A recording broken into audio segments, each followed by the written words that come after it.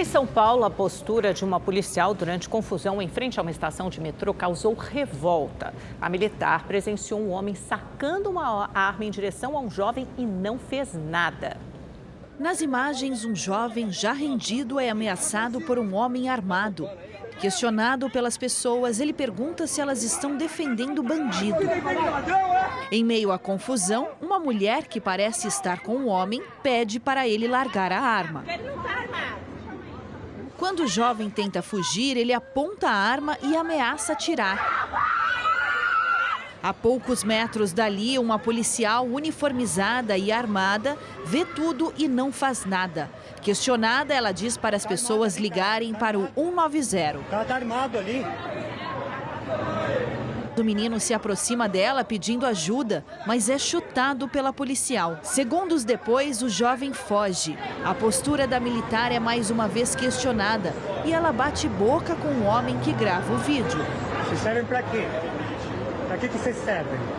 Se o senhor falar comigo desse jeito, eu vou te prender, tá vendo? Eu sou da imprensa. Tá, o problema é seu e eu sou da polícia. Você não me desrespeita, não. Tá gravado aqui, você me desrespeitou. Cidadão você armado. falou que eu não presto pra nada. Você falou que eu não presto pra nada. Quem não presta é você. Porque eu estou de folga. Eu estou de folga. O procedimento é ligar o 90 e pedir viatura. A Secretaria de Segurança Pública informou que apura o caso e trabalha para identificar a mulher que aparece nas imagens. Uma vez que o caso pode ser tratado como transgressão disciplinar grave, já que o profissional de segurança pública deve agir prontamente sempre que presenciar um crime, estando ou não em serviço. Uma mega operação da Polícia Federal, em conjunto com a Receita Federal, desarticulou uma quadrilha especializada em falsificação e contrabando de cigarros. Trabalhadores paraguaios foram resgatados em situação análoga à escravidão em fábricas clandestinas. Mais de 160 agentes da Polícia Federal cumpriram dezenas de mandados de prisão e de busca e apreensão nos estados de São Paulo, Bahia, Pará, Amazonas e Minas Gerais. Polícia Federal! De acordo com a PF, a produção de cigarros clandestinos se concentrava no interior de Minas. Estas máquinas são de uma fábrica de Divinópolis. Nas cidades de Pará de Minas e Nova Serrana, foram localizados galpões onde os produtos eram armazenados para a distribuição. Maços foram transportados escondidos em cargas de calçados. A gente conseguiu identificar toda a linha de produção, desde aquelas pessoas que trazem os insumos, os motoristas, os verdadeiros proprietários. Segundo as investigações, a quadrilha era chefiada por um empresário de Barueri, na Grande São Paulo. O suspeito trazia operários do Paraguai para as fábricas clandestinas aqui em Minas Gerais. Os funcionários eram mantidos em condições de trabalho escravo. 30 paraguaios foram resgatados hoje. Um grupo foi encontrado neste galpão na região metropolitana de Belo Horizonte. Para não saber onde estavam, os trabalhadores eram levados para as fábricas com os olhos vendados. Eles tinham os telefones confiscados e eram impedidos de ter qualquer acesso ou contato com o mundo exterior. Essa operação de hoje ela visou justamente desarticular essa quadrilha aí e a gente conseguiu pegar essas duas fábricas que estavam funcionando. As investigações apontaram também que as embalagens dos cigarros falsificados eram produzidas numa gráfica de São Paulo. Cerca de 3 milhões de maços com rótulos paraguaios foram apreendidos. 38 investigados e 28 empresas tiveram 20 milhões de reais em bens bloqueados pela Justiça. Os suspeitos vão responder por organização criminosa, contrabando, tráfico de pessoas, trabalho escravo, lavagem de dinheiro, entre outros crimes. Se trata, talvez, de uma das maiores quadrilhas de falsificação de cigarro do país. 2 homens foram presos em uma ação da Polícia Federal contra o tráfico internacional de drogas a partir do porto de Itaguaí, na região metropolitana do Rio de Janeiro. A investigação começou com a apreensão de 342 quilos de cocaína em abril de 2021. A droga estava armazenada em toras de madeira dentro de um contêiner com destino à Europa. Os agentes descobriram que no porto de Itaguaí havia uma estrutura permanente montada para o envio de drogas e armas com diversos mecanismos para burlar a fiscalização. E o incêndio em uma distribuidora de combustíveis em Chapecó, Santa Catarina, ainda não foi extinto. As chamas continuam acesas 35 horas depois do início dos incêndios em uma distribuidora de combustíveis em Chapecó. A equipe de bombeiros militares de Santa Catarina decidiu mudar o plano de ação no combate ao incêndio. O foco agora é garantir a segurança de outros 13 tanques de combustíveis da empresa e impedir que o atual incêndio não se alastre ou cause explosões. O combate permanece, as equipes todas trabalhando no resfriamento e monitoramento dessa situação. Temos nesse momento mais de 50 bombeiros militares e bombeiros comunitários trabalhando no controle dessas chamas. Quase 2 milhões de litros de etanol, óleo diesel e gasolina estão sendo queimados. A equipe utiliza água e líquido gerador de espumas para conter o incêndio nas câmaras que estão pegando fogo. De acordo com o Corpo de Bombeiros, o incêndio começou na manhã de segunda-feira, quando um caminhão da empresa pegou fogo durante o descarregamento. Em 10 meses, o número de mortes por dengue no Brasil já é quase o mesmo registrado em todo o ano de 2022. 1.000 pessoas morreram no país entre janeiro e outubro.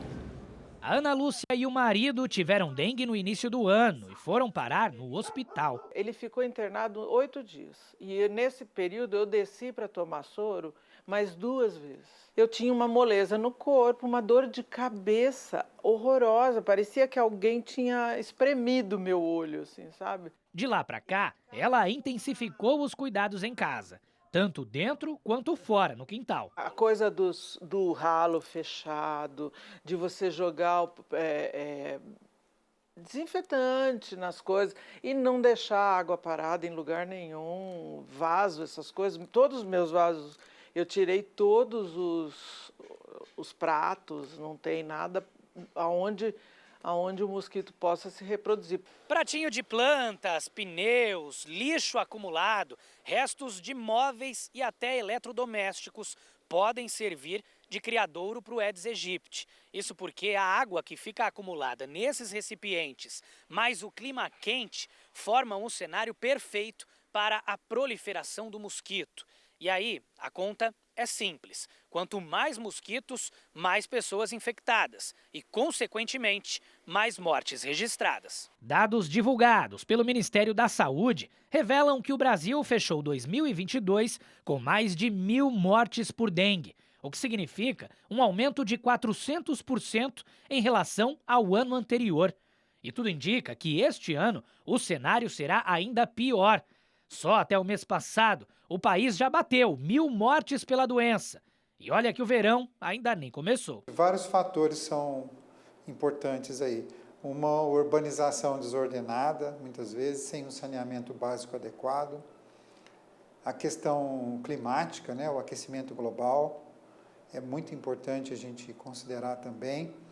Além disso, a pandemia de Covid, que absorveu a atenção do sistema de saúde. E aí, obviamente, as medidas de prevenção acabaram se reduzindo, né? No ano passado, os estados que mais registraram mortes pela doença foram São Paulo, Goiás, Paraná, Santa Catarina e Rio Grande do Sul. A capital paulista segue o ritmo de crescimento do estado e do país. Só até julho deste ano, 10 pessoas morreram, 400% a mais do que no mesmo período do ano passado, quando 2 mortes foram registradas. Por isso, a qualquer sinal dos sintomas, procure um médico.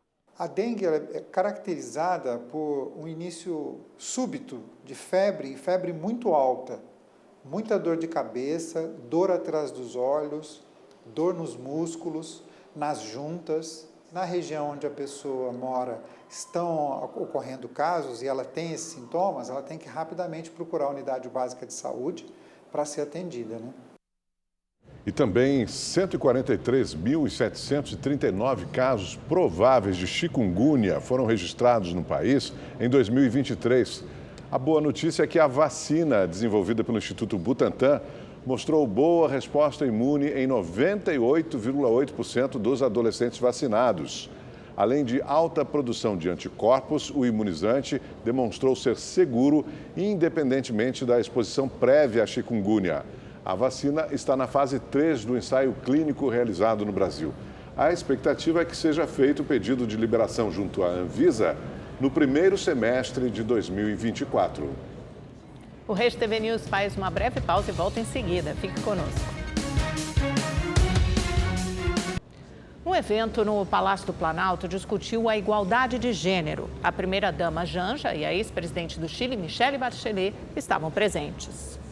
O objetivo do encontro foi traçar estratégias para implementar um dos objetivos de desenvolvimento sustentável da ONU, que é alcançar a igualdade de gênero. A deputada Benedita da Silva, coordenadora da bancada feminina na Câmara, enfatizou a importância de ter mulheres no parlamento. Atualmente, a presença feminina no Congresso é de menos de 20%. A presença de mais mulheres nos cargos decisórios é um passo essencial para construir uma sociedade mais democrática e igualitária, pois a experiência feminina passa a ter peso na elaboração das leis, das políticas públicas e na distribuição orçamentária. Aminata Touré, ex-primeira-ministra do Senegal, afirmou que o país tem cerca de 45% de mulheres no parlamento e explicou que o número é resultado da luta do movimento das mulheres nos últimos anos. Também falaram a ex-presidente da Costa Rica, Laura Chinchilla, e a ex-presidente do Chile, Michelle Bachelet, primeira mulher a assumir a presidência do país. A líder chilena falou sobre a violência política de gênero. A primeira-dama, Janja, também falou sobre a participação feminina na política. É preocupante quando olhamos para o Brasil, que está em penúltimo lugar no número de mulheres no Parlamento Nacional, comparado a outros países da América Latina e caribenhos. As mulheres aqui no Brasil não conseguem atingir e não ultrapassam nunca os 18% nos parlamentos. Nós não queremos cota de 30%, porque senão eles vão fazer o que estão fazendo no Congresso. Estão tirando os 30%, estão perdoando a dívida dos 30%. Nós queremos cadeira. A Caixa Econômica Federal divulgou um balanço dos resultados do terceiro trimestre de 2023. O lucro líquido do banco foi de 3 bilhões e 200 milhões de reais no período. Segundo o banco, o resultado representa uma alta de 16,5% em relação ao mesmo período do ano passado.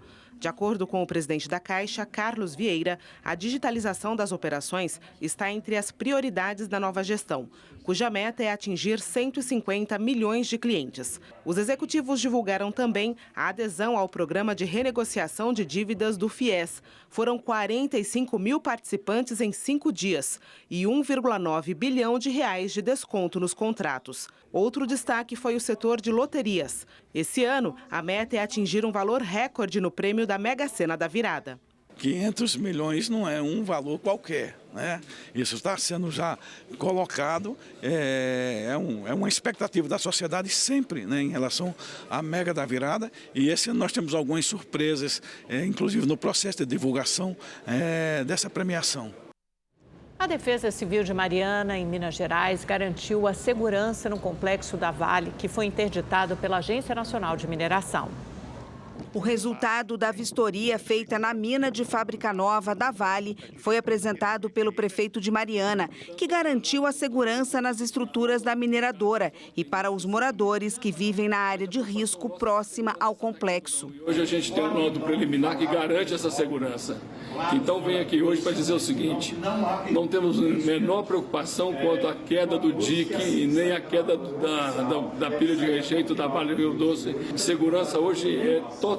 A fiscalização foi acompanhada por moradores do distrito de Santa Rita Durão, que estaria na rota de uma possível inundação. As autoridades afirmam que não constataram anomalia aparente que apresente risco iminente da estrutura. Com isso, as autoridades não devem recomendar a evacuação do distrito.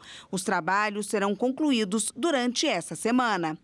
O plano de ação de emergência para barragens da mina indica que 295 pessoas estariam na zona de autossalvamento e poderiam ser removidas de casa. Na Justiça Federal, foi encerrado hoje os interrogatórios dos réus do processo criminal sobre o rompimento da barragem da Samarco, 8 anos depois da tragédia em Mariana. Atualmente, o processo tem 11 réus, sendo 4 empresas e 7 funcionários, diretores e executivos da mineradora à época do desastre. A previsão é que a sentença saia no segundo semestre de 2024. Voltamos em 30 segundos. Pelo segundo dia seguido, o Brasil bateu recorde no consumo de energia, acima dos 100 megawatts. Tudo isso porque 116 milhões de pessoas vivem em áreas com alerta máximo pelo calor em todas as regiões do país. Quedas de energia foram registradas em vários estados e moradores de alguns bairros de São Paulo estão sem abastecimento de água. Segundo a Sabesp, o consumo elevado de água por conta da alta temperatura está fazendo com que a retomada do fornecimento fique mais lenta. Na região da Brasilândia, zona norte de São Paulo, o líder comunitário tem na ponta da língua os bairros que sofrem com a falta d'água. Jardim dos Francos, Jardim Elisa Maria, Jardim Guarani, Jardim Tereza também, Jardim Vista Alegre, Jardim Recanto, parte do Jardim Paraná. Toda a região sofre com esse problema aí. A Maria reclama, não está conseguindo lavar roupa todos os dias. E no domingo, mesmo que eu estou em casa, não tem água. Sábado também não tinha água para lavar roupa, não tinha água. Faltando direto. A gente tem que se programar, separar a água da rua para quando precisar, porque a hora que precisa mesmo, toda noite acaba. Falta à noite, aí às vezes volta meio-dia do dia seguinte, às vezes nós fica 2 dias. Na Zona Sul, o Josiel tem que armazenar água para tudo. Lavar roupa, tomar banho, fazer comida. A gente tem criança, tem idosos e a água não chega. Chega e vai, a gente tem roupa para lavar, tem comida para fazer e tá difícil. Segundo a Sabesp, 2 quedas de energia prejudicaram o funcionamento das estações e também o fornecimento de água. Isso no caso da Zona Sul da cidade. Agora, no geral, é o seguinte: sol escaldante, calor insuportável dos últimos dias faz com que as pessoas bebam mais água, tomem mais banho, ou mesmo quem não toma mais banho, toma aquele banho mais prolongado, é ou não é? Aí o consumo vai lá em cima e a companhia tem tido dificuldade para recompor o fornecimento de água nesses últimos dias. Por isso a empresa orienta os consumidores. Ajuda aí, vamos economizar água para ficar melhor para todo mundo. Abaixou o volume do reservatório, os reservatórios regionais, e não deu para repor porque faltou energia nas bombas para jogar água para os reservatórios. Com isso, quando volta a energia, demora um pouco para recuperar aquele volume que estava anteriormente. Com a onda de calor, há maior demanda por energia, com o uso de aparelhos de ar-condicionado, ventilador e outros eletrodomésticos, por exemplo. Segundo o operador nacional do sistema, a demanda por energia elétrica bateu recorde, superando o patamar de 100 gigawatts pela primeira vez na história. Os consumidores têm que, por exemplo, tentar não coincidir o consumo tudo ao mesmo tempo. Por exemplo, você vai usar um chuveiro na parte da tarde, que o calor as pessoas querem tomar banho. Então, evitar tomar banho, jogar esse banho para mais tarde da noite, né, escurecendo, para tentar fugir desse pico. O diretor-presidente da Enel São Paulo, Max Xavier Lins, foi ouvido hoje pela Comissão Parlamentar de Inquérito à Enel na Assembleia Legislativa de São Paulo. Durante a audiência, houve 3 quedas de energia. O executivo pediu desculpas à população pela falta de energia após o temporal do início do mês. Ele também falou que é inviável enterrar toda a fiação, já que para esse procedimento, nos 24 municípios cobertos pela empresa, esse procedimento custaria em torno de 320 bilhões de reais. Quem precisa trabalhar na rua sofre com as altas temperaturas. Os especialistas alertam para os sintomas que esse calor extremo pode trazer. Nos últimos dias, andar em São Paulo só é possível assim como a Dona Glória. De viseira e óculos para proteger do sol e leque para amenizar as altas temperaturas. Ainda mais idoso, né? Tem que vir cedo e voltar cedo, porque senão passa mal. O Luciano garantiu a hidratação a tiracolo. Você já bebeu quanto de água hoje? Hoje, acho que uns 2 litros, de verdade. E esse calor todo impacta também o comércio. O Fernando estava atrás de um ventilador para a mãe, mas não encontrou. Passei em 3 lojas e já está tudo esgotado. Só pela internet, talvez. Enquanto isso, outros vendedores, como o Cisso, aproveitam o momento para faturar. Numa faixa de umas 60, 70 garrafinhas de água. Qual que é a perspectiva até o final do dia? Eu pretendo vender o meu umas 80, né? Beber bastante água, procurar uma sombra, se abanar. Vale de tudo na hora de tentar dar uma refrescada. E é bom se cuidar mesmo, porque a previsão é que esse calorão permaneça em pelo menos 15 estados e no Distrito Federal até sexta-feira. Os especialistas alertam para os perigos à saúde. Tontura, uma fraqueza, um mal-estar. Às vezes pode vir também um pouco de ânsia de vômito, uma indisposição muito grande, né? Uma má digestão. Então, esses são sintomas muito comuns. Quando que isso pode ser um problema maior? Com a persistência desses sintomas, mesmo mediante de medidas como, por exemplo, hidratação, estar num ambiente mais arejado, evitar essa exposição excessiva ao calor, ao sol. Então, anota aí a dica da Lindaura. Muita hidratação. Muita fruta, verdura, pouco feijão, um pouquinho de arroz. Nesse dia de muito calor na cidade de São Paulo, uma criança de 2 anos morreu na manhã de hoje, depois de ser esquecida em uma van escolar na Zona Norte. O menino, que deveria ter sido entregue na escola pela manhã, foi encontrado morto pelo motorista durante a tarde. Segundo a polícia, a vítima foi levada ao hospital, mas chegou à unidade sem vida. A Polícia Civil investiga o caso. O motorista e o auxiliar serão ouvidos. Nós procuramos a Prefeitura de São Paulo, que é a responsável pelo transporte, mas até o momento não recebemos uma resposta. No Rio de Janeiro, a cidade teve sensação térmica de 58,5 graus durante a manhã. E assim como nós, os animais estão sofrendo muito com o calor. Por isso, é preciso estar atento aos cuidados com os amigos de 4 patas. O calorão tem atrapalhado a diversão do John Travolta. Como a areia está muito quente, a Laura precisa dar um jeitinho para refrescar o companheiro de praia. Por conta do calor que está muito forte, aí a gente entra no mar, joga água nele, ele ama. Na zona norte do Rio, Mirandinha arrumou um jeito diferente para espantar o calor. Ele deitou em um isopor cheio de gelo. O vídeo viralizou nas redes sociais. Quem não queria estar no lugar do Mirandinha, né? Mas, além da fofura, a cena inusitada traz um alerta sobre cuidados com os animais de estimação nos dias mais quentes. O calor irradia, ele vem do solo para o corpo dele. E aí, principalmente parte de barriguinha, onde estão, né, os órgãos principais e tal. Isso fica mais perto, principalmente se você pensar em raças pequenininhas, tipo Shih Tzu, que é baixinho, aquele Dachshund, que é o antigo Cofap, né, salsichinha.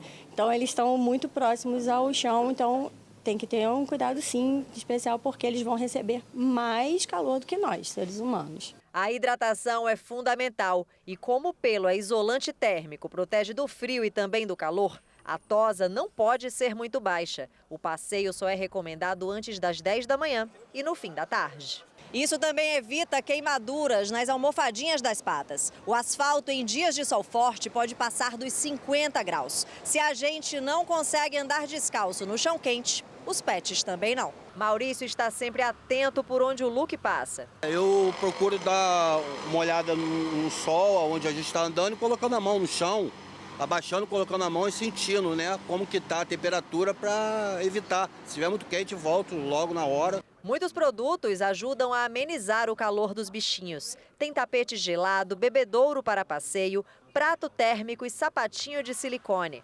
Neste pet shop, a procura por esses itens e pelos serviços de tosa e banho aumentou 50% em relação ao mês passado. Um banho, né? Um calor desse, realmente, quem não quer, né? Além de muitos banhos, o Zé Pequeno ganhou mimos a mais para não sofrer tanto com o calor. A gente tá deixando ele beber mais água, a gente fazendo um picolézinho para ele de melancia, né? Cubinho de gelo. Ele tá gostando, tá se adequando. Pois é, que calorão, hein? Vamos saber a previsão do tempo aqui com o Igor Silveira, que traz pra gente. Boa noite, Igor, tudo bem? Vai continuar esse calorão, inclusive, no feriado? Como é que fica? Boa noite, Augusto. Boa noite, Amanda. Boa noite para você que está em casa. Pois é, o feriado vai ser quente, abafado, ensolarado. Só que, olha, tem previsão de chuva em todo o centro-sul do país, como a gente vê aqui no mapa. Inclusive, em São Paulo, hoje, no início da tarde, muita gente percebeu aí a queda nas temperaturas. Não dá para se animar, porque foi só a passagem de uma brisa marítima aqui pelas regiões. Por isso, muita gente percebeu aí essa mudança do tempo. Só que, assim, amanhã volta a esquentar e a máxima pode chegar na casa dos 37 graus amanhã, 36 graus na quinta-feira e 35 graus na sexta-feira. No Rio de Janeiro, os termômetros ainda ficam nas casas dos 40 graus, como a gente vê aqui na tela. Olha, 40 graus amanhã, 43 graus na quinta-feira e 40 graus na sexta-feira. No sul do país, a instabilidade continua, tem chuva forte por lá e essa chuva pode vir acompanhada de trovoadas, ventania e pode ter queda de granizo, viu? Por isso, por lá não vai esquentar muito não. A máxima em Porto Alegre fica na casa dos 25 graus. Já no Nordeste, o calorão continua, vai da praia, dá para aproveitar sim bem o feriado, porque em Salvador a máxima fica na casa dos 33 graus. Bom feriado para você. Amanda, Augusto. A gente se vê aqui. Com certeza. Obrigado, Igor. Obrigada, Igor. Os candidatos do Enem deste ano já podem acessar o gabarito oficial dos 2 dias de prova no portal do INEP. A previsão de divulgação do gabarito era até o dia 24 de novembro, mas o Ministério da Educação e o Instituto de Estudos e Pesquisas Educacionais adiantaram a publicação. Para acessar, basta o candidato entrar no site do INEP, clicar em provas, depois em gabaritos e selecionar o exame deste ano. Já o resultado do Enem só será divulgado no dia 16 de janeiro de 2024. Uma rápida pausa e já voltamos com o Rede TV News.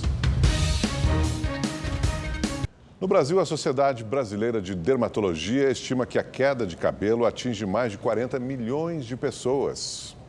Os cabelos da Ana Zélia começaram a ficar ralinhos. Já era o sinal da alopécia. Depois de uma cirurgia bariátrica, o problema ficou mais grave. Isso fez com que eu ficasse praticamente calva e estava me enlouquecendo. Eu não estava conseguindo visitar meus clientes porque eu estava com vergonha, eu não conseguia ajeitar o meu cabelo. E isso estava me atrapalhando muito no trabalho, até no lazer. Muitas vezes eu deixava de sair porque eu não gostava da minha aparência. Segundo a Sociedade Brasileira de Dermatologia, 1 em cada 5 pessoas tem algum grau de queda de cabelo.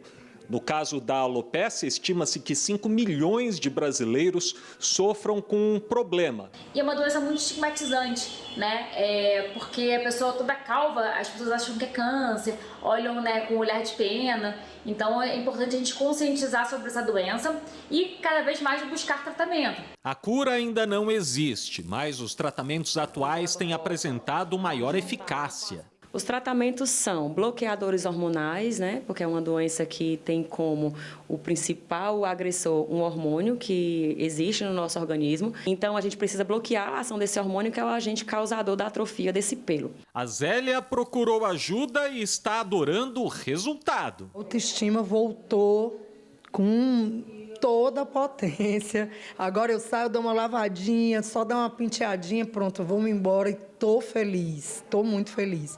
Parece assim que eu até rejuvenesci 10 anos após o meu tratamento capilar. O Rede TV News fica por aqui, nos vemos amanhã. Boa noite. Para você, um bom feriado. Até amanhã.